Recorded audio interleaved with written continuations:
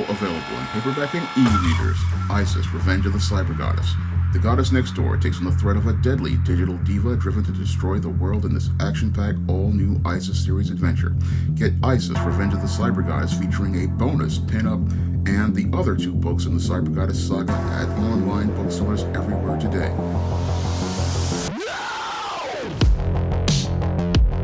One of my viewers wanted me to evaluate all the members of the Green Lantern Corps. Now, I'm going to just focus on the members of the Green Lantern Corps on Earth, and as I rank these Green Lanterns, I basically see Hal Jordan at the bottom of the group, and I see him at the bottom of the group basically because he's just so corny. Now, Hal Jordan basically was the first Green Lantern of Earth during the Silver Age. Unfortunately, with Hal Jordan, while he established the character as related to the Green Lantern Corps, he's not a very interesting character, and that was shown by the slow sales of Green Lantern comics as related to the 60s and the 70s, because when it came to Hal Jordan, he really could not carry a book, and Hal Jordan couldn't carry a book to the point where they had to bring Oliver Queen into the book for the iconic hard-traveling heroes Green Lantern and Green Arrow, and it was more of a focus on Oliver Queen because Oliver Queen was a much more interesting character in his revamp, with him being a leftist and him basically being a character basically showing Hal Jordan the world. But after the Green Lantern, Green Arrow hard-traveling heroes series, Hal Jordan went back to being boring, and Hal Jordan went so boring that they had to basically go out here and start the Green Lantern Corps book.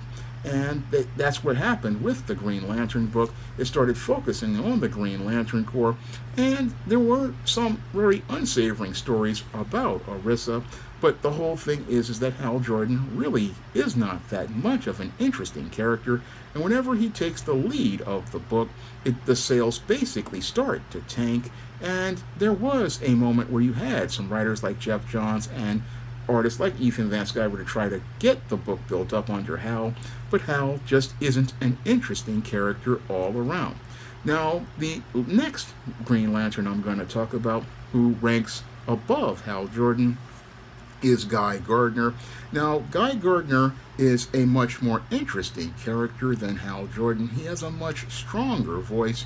And fun fact for everyone, when it comes to Guy Gardner, he was originally inspired by the actor who played Malloy on Adam 12, Martin Milner, and the original Guy Gardner was a little bit more interesting.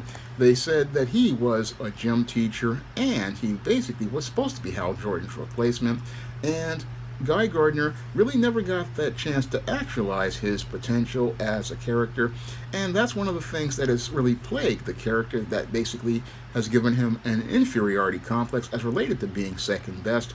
That and him suffering lots of traumas, like Hal Jordan going out here and messing with his woman at the time, Carrie Limbo, and him suffering as related to an accident that happened to him that gave him brain damage as related to an exploding lantern, and another accident as related to a vehicle.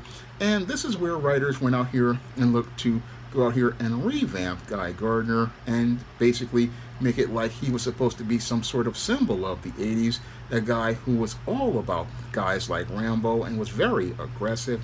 But I would have thought that, they could have taken a chance to make him a bit more like Malloy from Adam 12, because Martin Milner's acting was really good on Adam 12. He was a very interesting person, and again, there was an opportunity there to do what like I did with the Esteemed character, who was inspired by Sally Richardson Whitfield, to make something interesting. But Guy never really gets the appreciation he should have. I mean, as to me, I don't really see him as a second best character like DC wants to play him, or a possible villain. I see him as a guy who, again, people don't really understand as a hero, and don't really understand him as a hero, because when it comes to Guy Gardner, again, here's a character who had a really great voice and a great personality, and really had an opportunity to grow. Now, I know some people don't like the Warrior series of DC Comics because it was made inspired by Mighty Morphin Power Rangers, but this is a book where we saw a lot of growth with the Guy Gardner character, and we started to see further growth in the Green Lantern in Guy Gardner as he walked away, as the ring was taken from him, and he still continued to persevere to be a hero. We saw a lot of growth with that character, and there was a potential for him to surpass Hal Jordan, and I think that's why they always try to downplay that, because with these comic fans, they're like a lot of them are white supremacists, and they don't like the idea of certain characters again surpassing their icons. So what they do is try to push them back, and that's one of the things I saw with Guy Gardner. And again, I rank him above Hal Jordan because he's a much more interesting character. Now, another Green Lantern that I find to really be interesting is the character of Kilowog. And again, Kilowog is from another planet.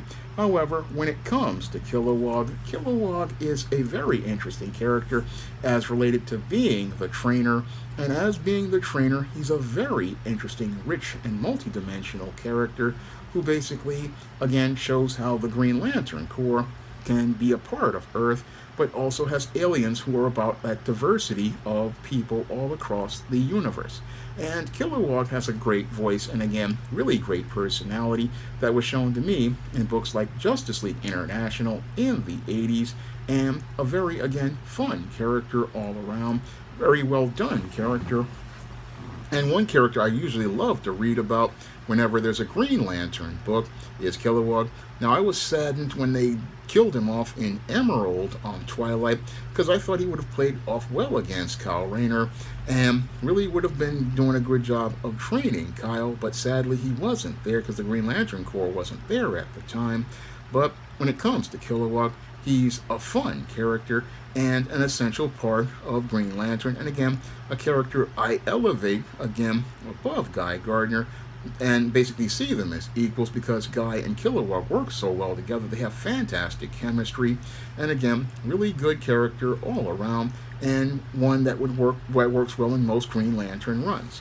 Now, the next character I find to be a fun character is Hal Jordan's replacement in the 90s, Kyle Rayner.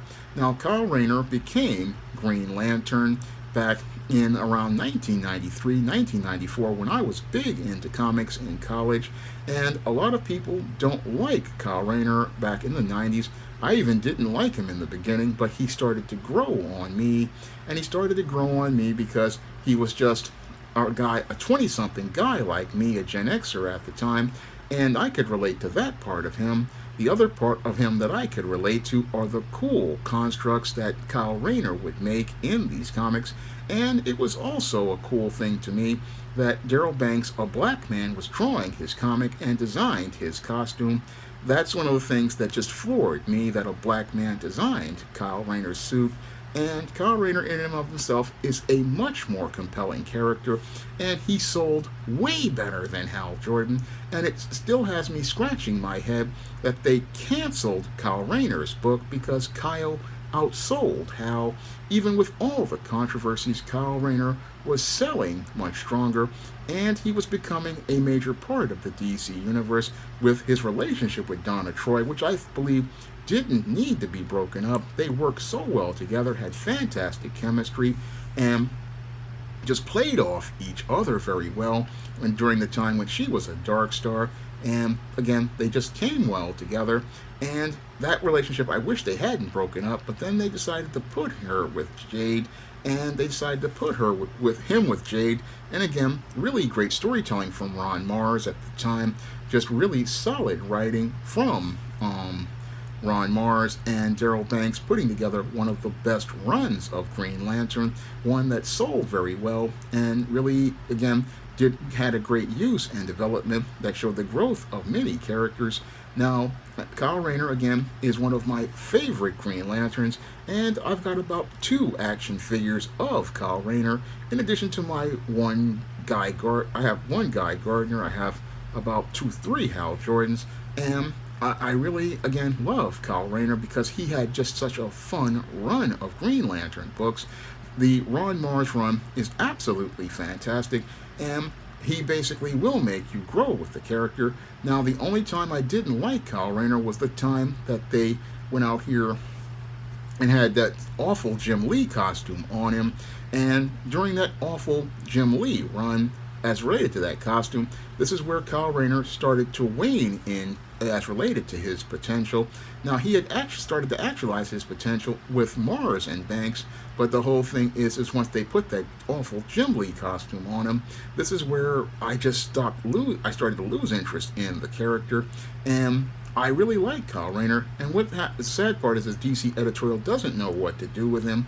But I really, if I had a run with Green Lantern, I would be working with Kyle Rayner and another character that I liked from this run, which was Alan Scott, the first Green Lantern, who I rank a bit above Kyle Rayner because Alan Scott is a fascinating character, and I really am disappointed about the way they changed his sexual orientation because to me, Alan Scott was a straight-laced guy, and Alan Scott was a fun character all around, well-done character who a lot of writers don't really know what to do with. They don't know about his history and his background, and I really think that, again, there needs to be a writer who, again, really shows who Alan Scott really is.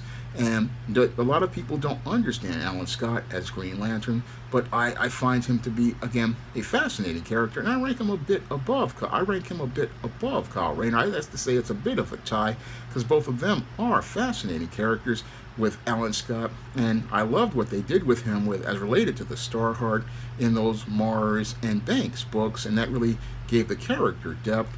And when I heard about the books like Infinity Inc., where he had the issues with his son as related to his sexual orientation, again, really solid writing all around with this character. But the problem is that many of the new writers really don't know how to handle Alan Scott and make him interesting the way other great writers know how to work with him. Now, my favorite Green Lantern is one that I saw on Justice League Unlimited. Now, I knew all about John Stewart before as related to him being in the comics, but the whole thing with the John Stewart of the comics is that they basically, again, downplayed him to make Hal Jordan appear to be stronger. And Hal Jordan, to me, while many comic fans say he's the greatest Green Lantern of all, I find him to be the corniest Green Lantern. And John Stewart is a much more fascinating character than Hal Jordan, and that was shown to us when he got an opportunity to be the lead Green Lantern in the Paul Dini Bruce Timm Justice League, when John Stewart was allowed to be the lead character in Justice League. He was just so fascinating, far more compelling than Hal Jordan, and way more interesting as a character. And the only thing that I really am sad is that we did not get to see Guy or Kyle, the real Kyle Rayner, because the Kyle Rayner we got really wasn't really the Kyle Rayner. We got basically Hal Jordan, Kyle Nash. I really wish we could have got to see these characters play off each other, but the John Stewart in the comics was absolutely fantastic. He's my #1 Green Lantern, and I loved everything about him, from his background as a Marine, his background as a guy who was an architect, and his relationship with Hawkgirl. Everything there was just so compelling. A lot better story than Hal Jordan and his numerous issues with Carol Ferris and the guy, the Eskimo, who was working at the airport. I mean, the story with John Stewart was far more compelling, and I really wish we could have got a run of him as the lead Green Lantern. But when it comes down to the white fanboys, they don't want us to see John Stewart, but a generation grew up with John Stewart and they loved this character, and I basically loved this character. I loved everything about this character as they presented him on television, but I wish they could have brought the TV version and let him have a solid run all to himself in a solo Green Lantern book. And he's had books like Green Lantern War Journal, but they really don't play him up the way they did when he was in Justice League. I mean, War Journal basically just came off as kind of flat to me, but I wish that we could just get a full John Stewart book where we got those great stories like we got in Justice League with his romance with Hawkgirl and that team up with Static. There's a lot of potential with John Stewart, and we barely got to scratch the surface with it. And the sad part is people keep trying to downplay his character again. They keep trying to make Hal Jordan the character, but Hal Jordan has never sold strong. That's always been the problem with Hal Jordan. I mean, right now they got a Green Lantern book, but Hal's a boring character. He's just not interesting. He has no texture like Guy Gardner has. He has no personality like Guy Gardner or Kilowog. He has no creativity like Kyle Rayner, and he has no full depth and layers like John Stewart does or Alan Scott does. I mean, when it comes to Green Lantern, again, I basically rank each of them like this. Again, Hal Jordan's at the bottom, and Guy Gardner is behind him. Kilowog is in a tie with him, and then there's Kyle Rayner and Alan Scott with a tie, and John Stewart at the top. And those are the Green Lanterns I love to go out here and see in DC Comics on the regular, with the occasional appearance by a Gnord or an Orissa. Again, a character who basically, again, just gives me the creeps. And again, like I do whenever I read a Gerard Jones Green Lantern book, and the less said about him, the better everybody is. But the viewer wanted me to rank the Green Lanterns, and that's how I see the Green Lanterns, and I'm hoping that this gives the viewer some perspective on this whole requested video that they asked for. Now, if you want to pick up my first full comic, John Haynes at Death's Door, you can find a paper copy at lulu.com for the same price as the 2022 Kickstarter by clicking the link in the description box. And that comic shows how I would go out here and create comics. And I also have another comic, A Steam No Good Deed, which is available on Kindle for just 99 cents.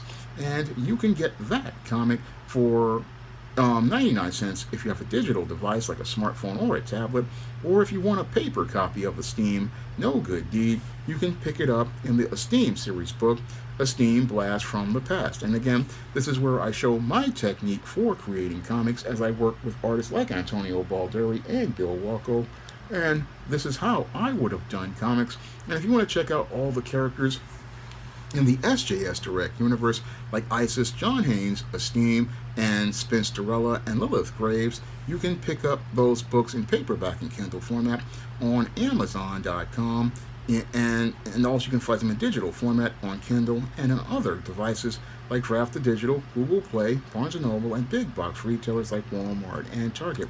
And if you want to see me make videos that you request, you can send a donation for a minimum of $15 to the PayPal or the Cash App by clicking the links in the description box. And if I know something about that subject, I will make that video for you. That's all I have to say for this video. You can comment, rate, and subscribe.